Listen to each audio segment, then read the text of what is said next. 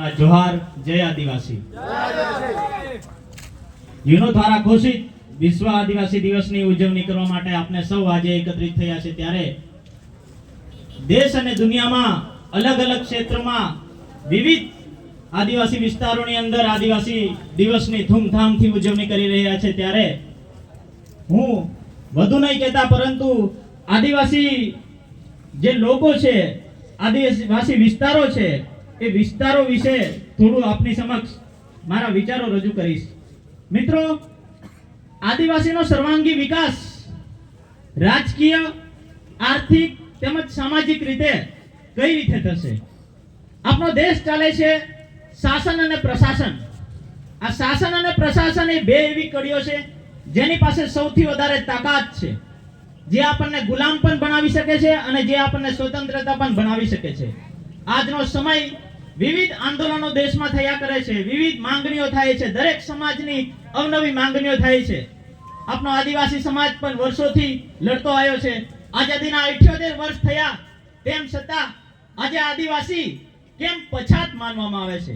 દેશનો મૂળ માલિક આપણે કહીએ છીએ, દરેક નેતાઓ ભાષણમાં લે છે, તેમજ આપણે પણ નારાઓ લગાવે છે કે જય જોહાર કા નારા હે, ભારત દેશ હમારા હે। ભારત દેશ આપણો છે તો ભારત દેશમાં રહેલું ધન આપણું કેમ નહીં? કેમ આપણે આજે ગુલામ છીએ? આપણી પાસે સંસાધનો છે, જળ જંગલ જમીનો છે, વિવિધ સંપત્તિઓ છે, તેમ છતાં પર એની ઉપર આપનો અધિકાર કેટલો? આ અધિકારો આપણને છીનવવાના છે। આપણા સમાજને શિક્ષણની ક્ષેત્રે એટલો આગળ લઈ જવાનો છે કે રાજકીય ક્ષેત્ર પણ અને પ્રશાસન ક્ષેત્ર છે પણ પ્રશાસન એટલે કોણ? પ્રશાસન એટલે જે અધિકારીઓ છે, આઈપીએસ છે, આઈએએસ છે, ડીડીઓ છે, ટીડીઓ છે, તમામ ઉચ્ચ હોદ્દાઓ, જે હોદ્દાઓ આપણી પર રાજ કરે છે, આપણા પર હુકમ ચલાવે છે, એ હોદ્દાઓને આપણે કેચઅપ કરવાના છે। આપણા સમાજમાંથી આપણે આઈપીએસ બનાવવાના છે, આઈએએસ બનાવવાના છે, કોઈને ધારાસભ્ય બનાવવાના છે, કોઈને સાંસદ બનાવવાના છે, કોઈને મિનિસ્ટર બનાવવાના છે, પણ કેવા? આપના માટે લડવું જોઈએ। આપનો ધારાસભય છે, વિધાનસભાની અંદર પગ મૂકે છે એટલે 10 લાખની વસ્તીમાં એક સાંસદ હોય એટલે દિલ્હીની અંદર બનેલી જે સંસદ છે એ સંસદની અંદર 10 લાખ માણસો બેહેલા કહેવાય। આપણો એક પ્રતિનિધિ એટલે 10 લાખ વસ્તી બરાબર છે। 10 લાખ વસ્તીનો અવાજ કોણ બનશે? એ અવાજ બનશે આપનો સાંસદ, આપનો ધારાસભ્ય। ગ્રામ પંચાયતની વાત કરું, હું હમણાં નવનિયુક્ત સરપંચ છું મારી ગ્રામ પંચાયતની અંદર। મારી ગ્રામ પંચાયતની વાત કરું છું, ગ્રામ પંચાયતની અંદર આપણે રૂઢિગત ગ્રામ સભાનો અધિકાર મળ્યા છે, પૈસા 1 છે, અનુસૂચિ 5 છે, અનુસૂચિ 6 છે, પણ આપણા અધિકારોનો પ્રચાર પ્રસાર આપણા વિસ્તારમાં કેમ નહીં? ઘણા બધા સરપંચ મિત્રો અહીંયા હાજર છે। રૂઢિગત ગ્રામ સભા શું? સરપંચોને જ ખબર નથી રૂઢિગત ગ્રામ સભા શું। આપણે નેતાઓ એવા ચૂંટીને લાવ્યા છે કે જેને પોતાના જે પાવર છે, પોતાનો પાવરની જે ઉપયોગ કરવાનો છે, એ પાવર આપણા સરપંચોને નહીં ખબર કે રૂઢિગત ગ્રામ સભા શું છે, પૈસા 1 શું છે। ક્યારે થશે? વિધાનસભાની અંદર આપણે ધારાસભ્ય ચૂંટીને મોકલીએ છીએ, સાંસદ સભાની અંદર આપણે સંસદ સભ્ય ચૂંટીને મોકલીએ છીએ। સંસદ સભ્યનો શું પાવર છે આપણા સાંસદને ખબર હોવી જોઈએ। ધારાસભ્ય શું છે, ધારાસભ્યને ધારાસભ્યનો પાવર ખબર હોવી જોઈએ।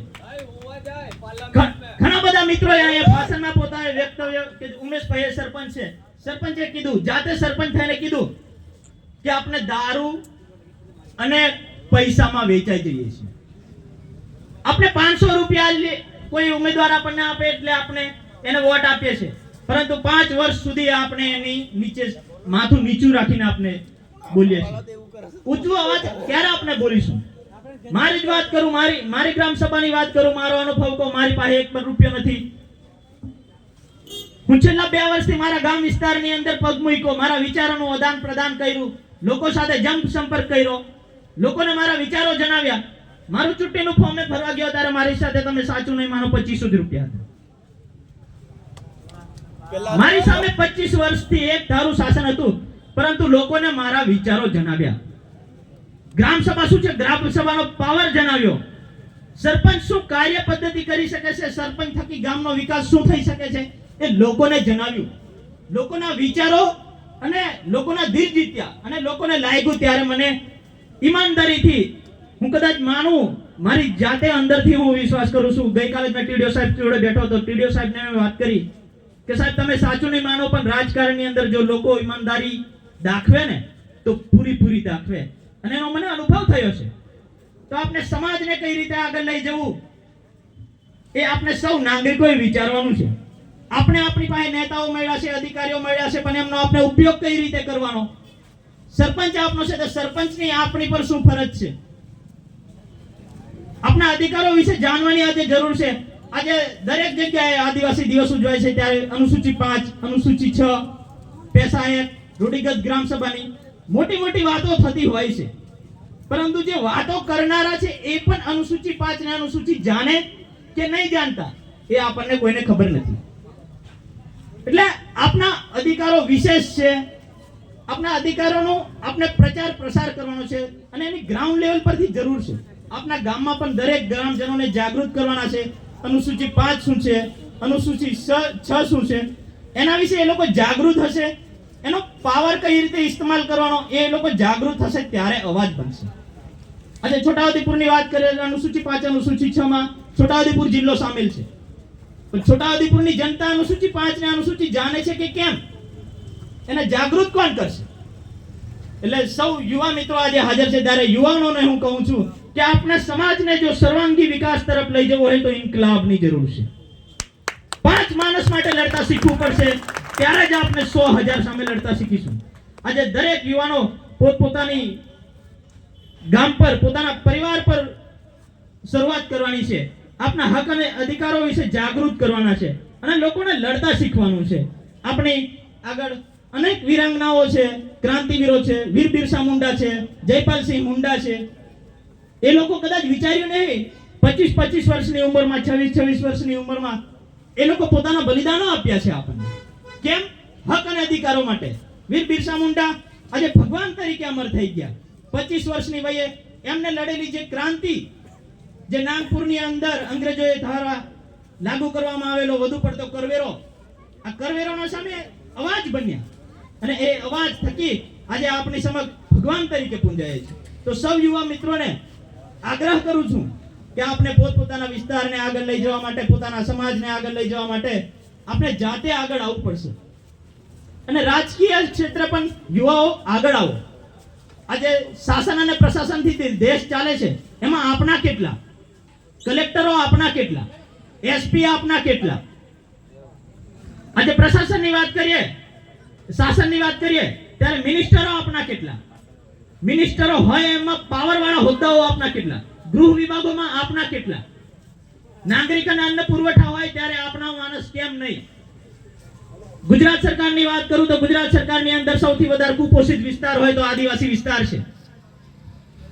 સૌથી વધારે પોષણ અને આહારની જરૂર હોય તો એ આદિવાસી વિસ્તારના બાળકોને છે, આદિવાસી વિસ્તારની મહિલાઓને છે, ગર્ભવતી મહિલાઓને છે. તો એ વિભાગ આપનો કેમ નહીં?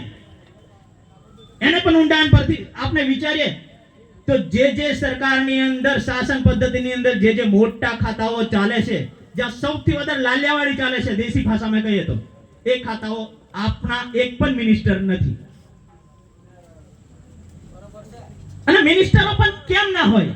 મિનિસ્ટરો અત્યાર સુધીની દરેક સરકારો આવી, ભાજપ આવી, કોંગ્રેસ આવી, અન્ય કોઈ પાર્ટી કોઈ બી આવી, મિનિસ્ટરો ક્યારે બનાવે? જ્યારે આપના નેતાઓમાં શિક્ષણ હોય ત્યારે ત્યાં મિનિસ્ટર બનાવે.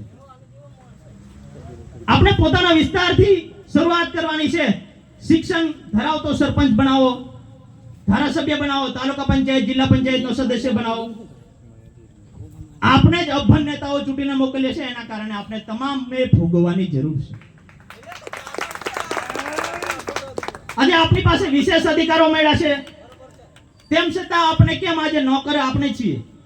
આપણે બીજાને કહીએ કે તમે અમારા નોકર છો. આપણે સ્વૈચ્છિક સ્વીકારવું જોઈએ કે આપણે ગુલામ છીએ અને આપણે નોકર છીએ. બહારથી આવેલા માણસો આપના પર રાજ કરે છે.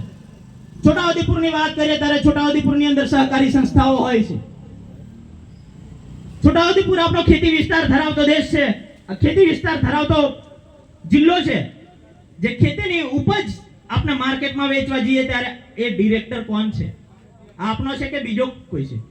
જેને ખેતી કરતા નથી આવડતું એ આજે આપના ભાવ નક્કી કરવા બેઠા છે. પશુપાલનની વાત કરીએ ત્યારે પશુપાલન ક્ષેત્રે આપણો સમાજ જોડાયેલો છે. દૂધ ઉત્પાદન કરીએ આપણે કાળી મજૂરી કરીને જ્યારે દૂધ ડેરીએ ફરવા જઈએ ત્યારે દૂધ ડેરી અને એના ડિરેક્ટરો કોણ છે?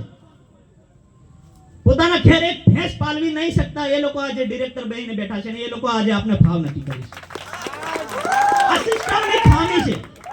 શિક્ષણ સંઘની વાત કરીએ ત્યારે શિક્ષણ સંઘ ના પણ પ્રમુખ હોય છે, હોદ્દાઓ હોય છે.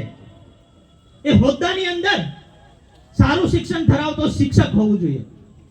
કોઈ પાર્ટી કે પક્ષનો નેતા કે હોદ્દેદાર એનો પ્રમુખ ના હોવું જોઈએ. આ સિસ્ટમની ખામી છે. આજે જે વસ્તુ જેને લાયક નહીં એને આપણે મુખી બનાવી દઈએ છીએ. એટલે આપણે સમાજને આગળ લઈ જવું હોય તો શાસન અને પ્રશાસન આ બે એવી કડીઓ છે જે દરેક પાવર વાપરે છે. એટલે આપણા બાળકોને ખૂબ ભણાવીએ, ખૂબ આગળ વધારીએ અને કોઈ આઈએએસ આઈપીએસ બનાવીએ, કોઈને સારા નેતા બનાવીએ અને આપણા હક અને અધિકારો આપણે પોતાના હાથમાં લઈએ તો આપણે વિશ્વ આદિવાસી દિવસ ખરેખર સાર્થક મનાવ્યો કહેવાશે. બાકી દર વર્ષે આપણે વિશ્વ આદિવાસી મનાવીએ છીએ, પોતાના હક અધિકારની વાત કરીએ છીએ, પરંતુ એનું ઇમ્પ્લિમેન્ટ ક્યારે થશે? જો એનું ખરેખર ઇમ્પ્લિમેન્ટ ના થાય તો હજી પણ આપણે આજે આઝાદીના ભલે 78 વર્ષ ગુજારી નાખ્યા છે, પણ હજુ પણ એવો ખરાબ સમય આવશે કે આપણે એમને પગે પડવાના દિવસો આવશે. તો આજે વધુ નહીં કહેતા મારી વાણીને વિરામ આપું છું અને આ પ્રોગ્રામના સંચાલક મિત્રોનો ખૂબ ખૂબ આભાર કે મને બે વાત આપની સમક્ષ મૂકવાની ફરજ પાડી અને મને સમય આપ્યો એ બદલ અને મને સાંભળવા બદલ આપ સૌનો ખૂબ ખૂબ આભાર. અને જે કંઈ મારાથી વાણીમાં ભૂલચૂક થઈ હોય એ માફ કરજો. જય હિન્દ, જય ભારત, જય જોહાર. ખૂબ ખૂબ આભાર પિયુષભાઈ. ફરી એકવાર જોરદાર તાળીથી વધાવી લેશું. જ્યારે વાત ખુમારીની આવે ત્યારે છાતી ગદગદ થાય છે. गलती पर 100 बार झुकेगा ये सिर, गलती पर 100 बार झुकेगा ये सिर, लेकिन बिना गलती के आंख भी नीचे ना होगी. હવે હું રવિભાઈને વિનંતી કરીશ કે આપ